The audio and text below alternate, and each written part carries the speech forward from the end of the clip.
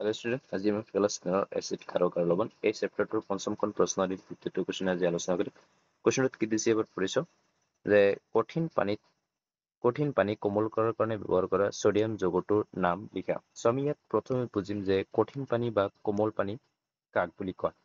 মনত ৰাখিবা, কঠিন পানী সেইবোৰ পানীক কোৱা হয় য'ত কি থাকে কিছুমান আয়ন, যেনেকে কেলছিয়াম 2 পজিটিভ আয়ন, মেগনেছিয়াম 2 পজিটিভ আয়ন থাকে। এই আয়নবোৰ থাকিলে সেই পানীক কঠিন পানী বুলি কোৱা হয়।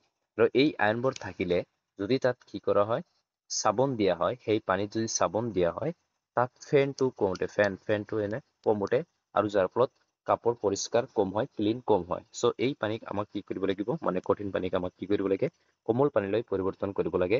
আৰু এই কোমল পানীলৈ পৰিৱৰ্তন কৰাৰ কাৰণে যি ছডিয়াম যৌগ ব্যৱহাৰ কৰা সেইটোৰ নাম আমাক ক'ব লাগে। চ' মনত ৰাখিবা যে এইটোৰ নাম হৈছে কি, সোডিয়াম কাৰ্বনেট। সোডিয়াম যৌগটোৰ নাম কি, সোডিয়াম কাৰ্বনেট, বা যাক কাপোৰ ধোৱা ছডা বুলি কোৱা হয়। চ' এইটো দিলে কোমললৈ পৰিৱৰ্তন হয়। এনেকে লিখিবা যে কঠিন পানী কোমল কৰাৰ কাৰণে ব্যৱহাৰ কৰা যৌগটোৰ নাম হ'ল সোডিয়াম কাৰ্বনেট বা কাপোৰ ধোৱা ছডা। ঠিক আছে, লিখিলো। Thank U.